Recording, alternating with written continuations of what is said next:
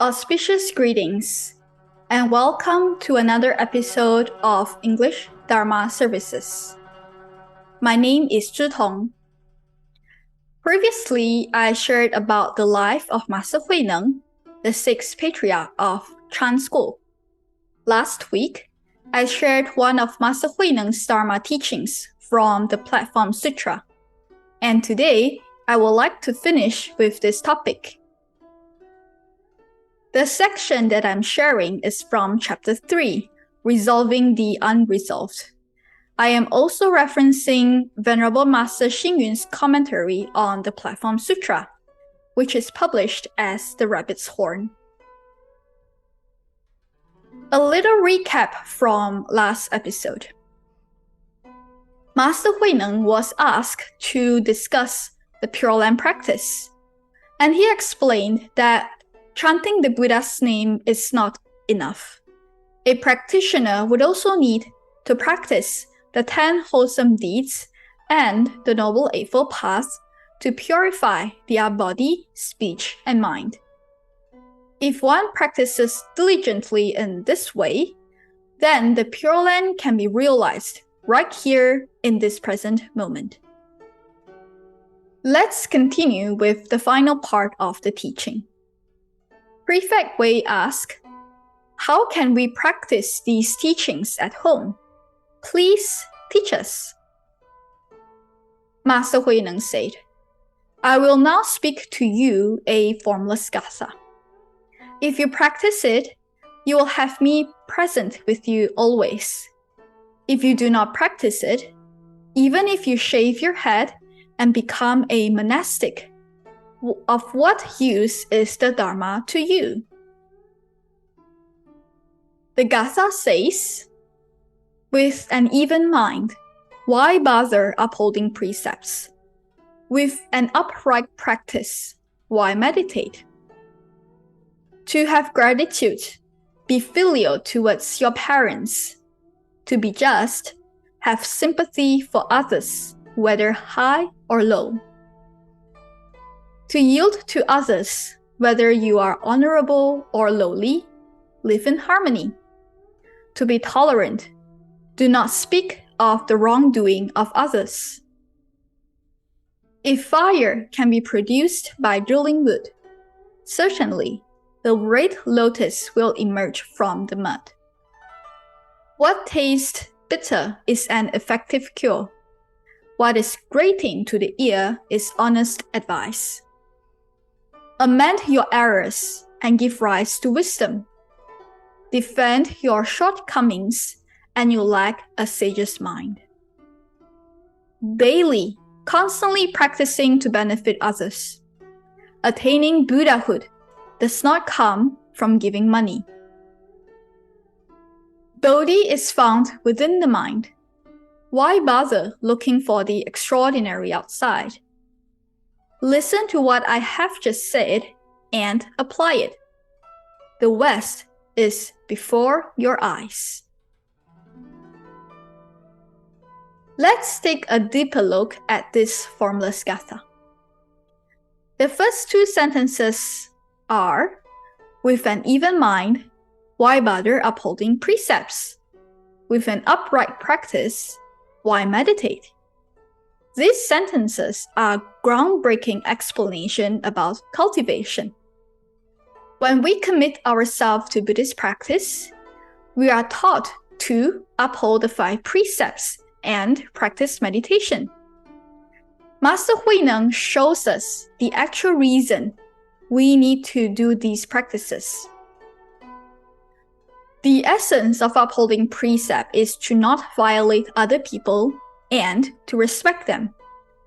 No matter what people we meet in life, we treat them equally. If we maintain a mind of equality at all times, then aren't the state of our mind even and without discrimination? So, how can we have an even mind?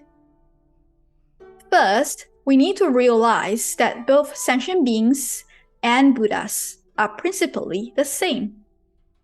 Everyone possesses Buddha nature. Hence, everyone has the potential to become Buddha. As the saying goes, Buddhas are awakened sentient beings, and sentient beings are unawakened Buddhas. If we could realize this, then we would not carry any discrimination against anyone and will treat them with respect and care. If we could achieve this, then aren't we naturally upholding the precepts already? Furthermore, when we have an even mind, we will not be disturbed by our afflictions. Our mind is naturally in a calm and peaceful state. Then, isn't our mind as tranquil as when we are meditating? The purpose of upholding precepts is to keep our actions in check. And the reason we practice meditation is to help calm our monkey mind and gain deeper insight and wisdom. However, if our mind is naturally even and our action upright, is there still a need to uphold precepts or to practice meditation? To have gratitude, be filial towards your parents. To be just, have sympathy for others, whether high or low. This second verse is talking about the virtues of gratitude and fairness. If our hearts is filled with gratitude, then naturally we will take good care of our parents. Buddhist practice also involves treating each member of the family properly and with respect. Love and affection are part of living the home life. But this affection need not only be between married couples, close family members, or friends.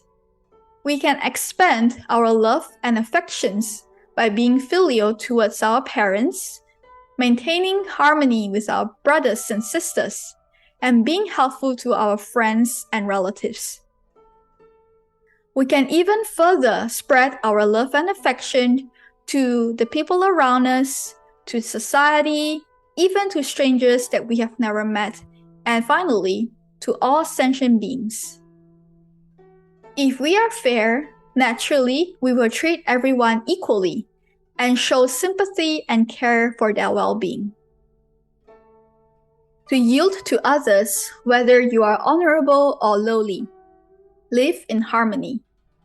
To be tolerant, do not speak of the wrongdoings of others.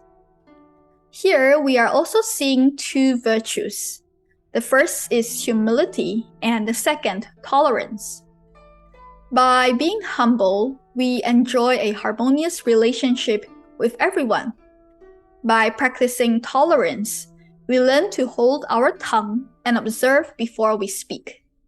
In this way, we are showing respect to others and maintaining a peaceful and harmonious environment, be it in our family, in workplace, or even in society.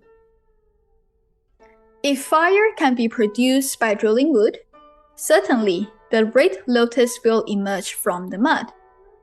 If we hold a piece of wood or stone in our hand, we don't see or feel the fire within. But when we rub two sticks together, or when we strike two stones together, the action can kindle a fire. This is analogous to our Buddha nature. Though we may not perceive that we have Buddha nature, it is there intrinsically. Therefore, if we practice diligently, we can still build a pure land in this human world, just as a lotus flower will blossom from the dirtiest mud. What tastes bitter is an effective cure. What is grating to the ear is honest advice. This is a very common Chinese saying. Most of us prefer sweets to bitter food. We also like to be praised than to be criticized. But just as too much sweets give us cavities, too much praise or sweet words will prevent us from improving. Hence, it is better to take criticism as motivation for change just as we take bitter medicine to be healthy again. Amend your errors and give rise to wisdom. Defend your shortcomings and you will lack a sage's mind. To err is to human. It is normal to make mistakes. But if we take our mistakes as opportunities to better ourselves, then we will give rise to wisdom.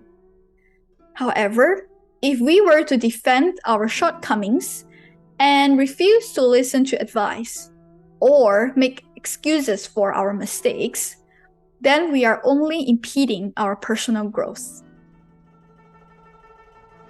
Daily, constantly practicing to benefit others.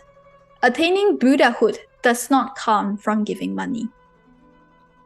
We can do many good deeds with money, such as donating to disaster relief, education funds, or other worthy causes.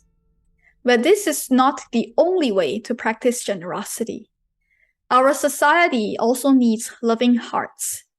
There are many people who are suffering and in need of help, and kindness, compassion, and wisdom are wonderful and generous gifts as well. As the sixth patriarch says, cultivation can be done everywhere and anytime. Make benefiting others as our daily practice. And as Venerable Master Huineng often says, a smile, a nod, a simple praise are all acts that brings others happiness. Doing good deeds is not limited to making donations in temple. Whenever we give, whether our money, knowledge, words, or service, it is all practice. The last part of the verse goes like this. Bodhi is found within the mind. Why bother looking for the extraordinary outside? Listen to what I have just said and apply it. The West is before your eyes.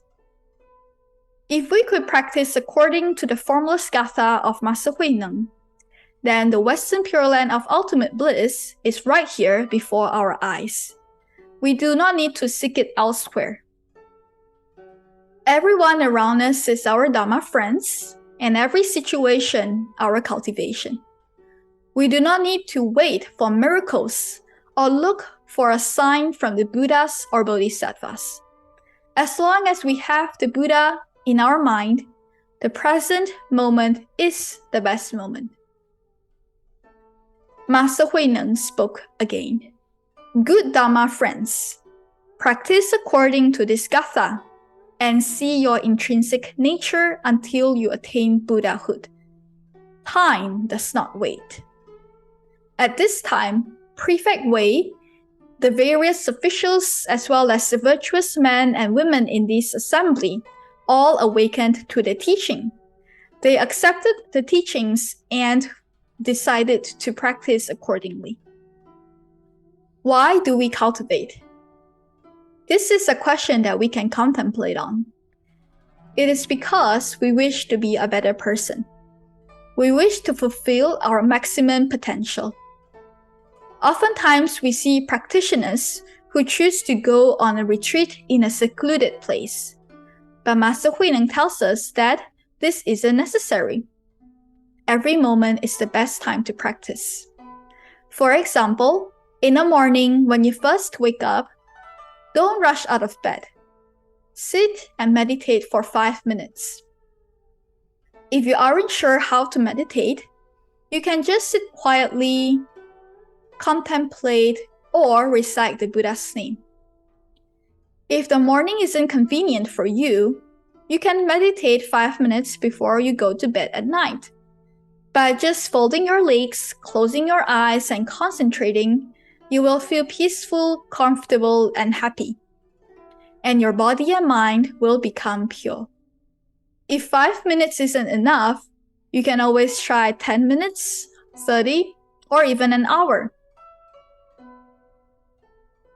Buddhist practice is good for your health. It increases our confidence and power as well as other benefits. Never think that I don't have time to practice. As busy as life is, there's always a time to rest, and you can use that time to practice Chan and even attain awakening. Even by being busy is a form of practice. As Chan masters often remind us, chopping wood and carrying water are also Chan practices. Instead of being worried that you don't have time to practice, worry that you might lack the intention to practice. As long as we have the intention, we are in control of time instead of the other way around. Some people feel that without someone to guide them, they don't know how to practice. But practice doesn't need to be difficult. In the Pure Land School, reciting Namo Amitofo, which is Namo Amitabha Buddha, or Namo Guanxin Pusa, which is Namo Avalokitesvara Bodhisattva, can also be forms of practice. Practicing this kind of recitation wholeheartedly and without distraction is also Chan. Furthermore, bowing before a Buddha statue can also be a practice. Reading Buddhist sutras or simply doing a good deed are also cultivation. As long as we are intent on not doing what is unwholesome and doing what is wholesome, that is practice. Through practice, we can become better people. Master Huineng breaks our preconception that Buddhist cultivation must be done in a certain form or method or at a certain time or place. Instead, he tells us that every moment in life is an opportunity to cultivate. As Master Taishu, who is a great Buddhist reformer of the 20th century, said, "The Buddha we look up to and take refuge in has perfected his character. By perfecting our own character, we attain Buddhahood." Thank you for tuning in to this episode. May you find joy and inspiration in your everyday cultivation. Amitofo.